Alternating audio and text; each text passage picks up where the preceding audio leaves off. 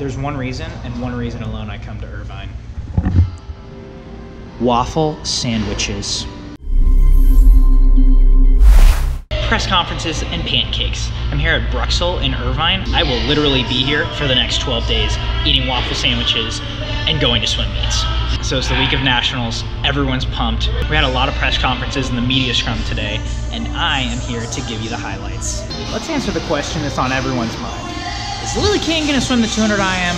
Entered in 50, 100, 200 breaststroke, maybe the 200 IM this week. I'm in her. Seriously though, Lily King was the first press conference. Interestingly enough, Lily is not fully rested. Yeah, training's been good so far. It's been a little rough the last couple of weeks just because I haven't been tapering as much as the rest of the team. I've been swimming mostly with the junior national swimmers that are incoming freshmen, but feeling pretty good today in the water and looking forward to a good meet. Okay, so like, how rested is not rested? Last year, I was probably a little bit more tapered for nationals than I am this year. I was probably doing around 10 to 12K a day last week. Then I've kind of dropped off this week for like more of a 3-day drop going into the meet. So I think this is the least tapered I've been going into nationals, but kind of thinking behind that, it's a lot harder to come back from, or at least do a double taper. And I swim a lot better on just a single taper. So our focus is obviously Pancakes and not this meet. So that was kind of mine and my coach's thought process on that. Lily's more of a single taper swimmer. Neat. So what's she looking for going into this week? For me, at this meet, just kind of looking to put up some good times, hopefully faster than I was at World Championship Trials last year. And then just kind of trying to go best times at Pancakes. So that's kind of where I am. Next was Chase Kalish. I am demigod. But looking towards the future, Chase is thinking about broadening his event horizon. I would like to do other events, and I couldn't tell you exactly what my schedule would look like moving forward, especially in 2020, but that's why I race all the different events. I think I'm getting better. I used to just be a 400 IMer. I would do everything, but I wouldn't say I was very good at anything else. So as I've gotten older, I've gotten more speed, my butterfly's gotten better, my breaststroke's gotten better, my backstroke's gotten better, and I enjoy doing the shorter races actually. It's definitely a lot less grueling on me than the 400 IM, so if I'm able to be competitive on the international level, then I'd love to do them. I think Chase needs to focus on the 50s of stroke and give Michael Andrew a run for his money. But seriously though, what about relays? Chase, are you gonna focus on relays? We'll see. Fair enough. Next was Ryan Murphy, who is now teammates once again with Joe Schooling and Caleb Dressel for Team Speedo. What are Ryan's thoughts on that? It's super cool to like see two, I mean, I'm speaking mostly on Caleb right now, but two kids coming from Jacksonville, from the same area, growing up and getting to this stage. It's a really interesting and cool accomplishment. And then Joseph came to Bowls his 8th grade year, and you know, I lined up next to him every single day we were at Bowls together. So, you know, just seeing that guy, I've literally never met anyone more competitive than Joseph. So it was awesome to see what he did in 2016, and you know, I know he's keeping his eye towards 2020. The image of sprinting consistency, which takes the form of Nathan Adrian, came next. The question is this: is Nathan Adrian going to pull a Tony Irvin and swim for 5 more Olympics? I don't know, man. I don't know. I would say definitively right now, 2024 got the bid in LA, 100% I would be all gung-ho, I'll go for it. 2028, probably not. But that being said, Paris 2024 would be an amazing experience. I 100% will not rule it out right now, but not necessarily as certain as it would be if 2024 were in LA. Simone Manuel signed with Tier, but if you didn't already know that, I can't help you. The real news is that she has 2 pet snails, and they give her perspective on life. So I have 2 pet snails, Shaka and Zulu, and I found them on a walk and just picked them up, and I've kept them ever since. I don't know, they're pretty interesting. I've learned a lot about snails from them and Googling like why they do certain things, and they kind of taught me to slow things down when they come out their shells. I watch them. I don't know, it's weird talking about it now, but yeah, I have 2 pet snails. I definitely think I had a social media presence before turning professional, but now being professional, I do recognize its importance, and I also want to be more engaged with my fans and people who are interested in my life. And I think it's kind of important to share the things that make me, and cooking's really important to me. I'm kind of quirky and nerdy. I don't really like nature, so I'm not sure why I picked up the snails that day. But I just kind of want people to be more involved and really interact with them and let them have a better understanding of who I am outside of the water. We all expect Katie Ledecky to wreck every meet she ever goes to, ever.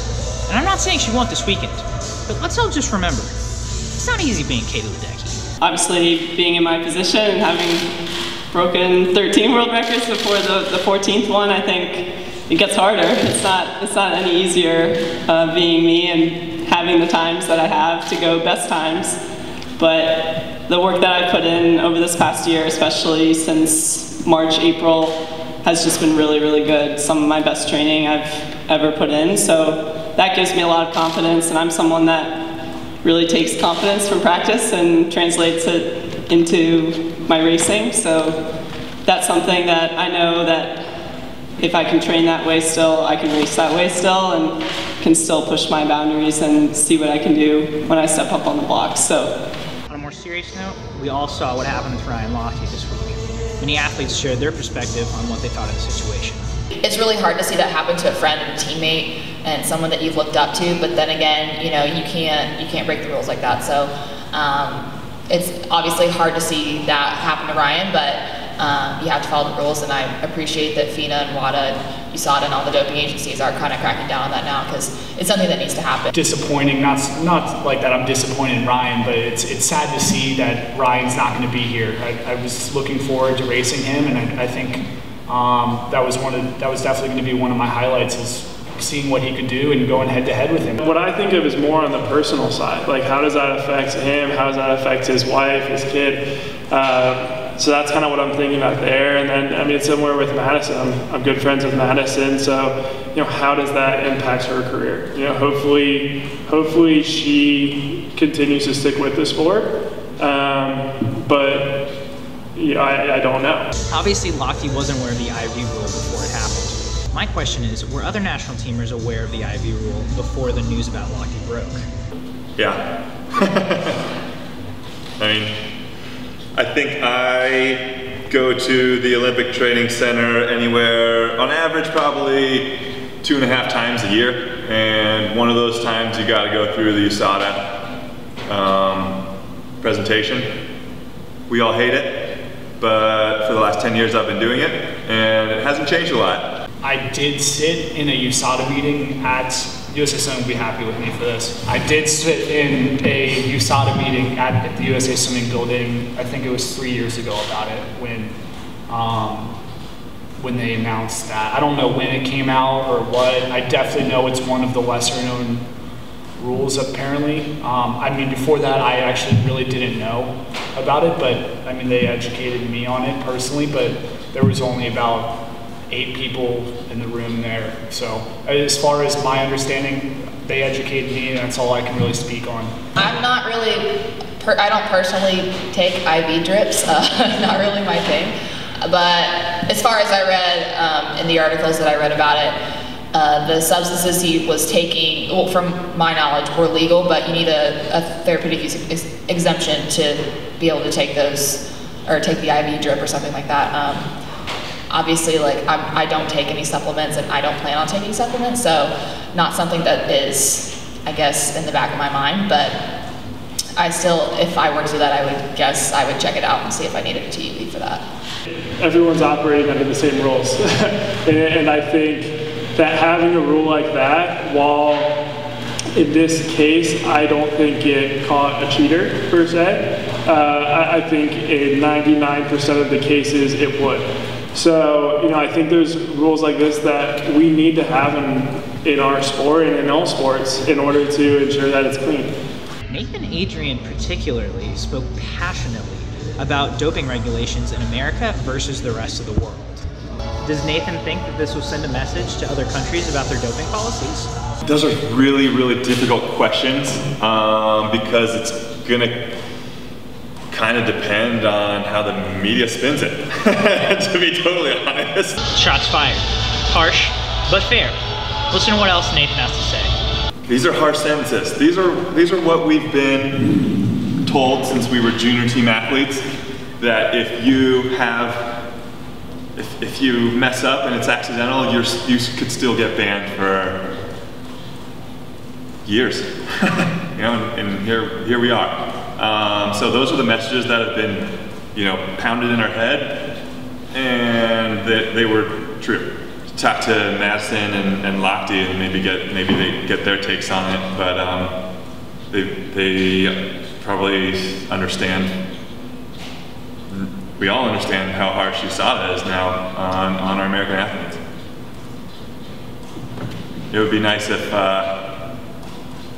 the rest of the world kind of did the same thing, right? Felt that they were not there to protect their athletes, that they were there to govern their sport.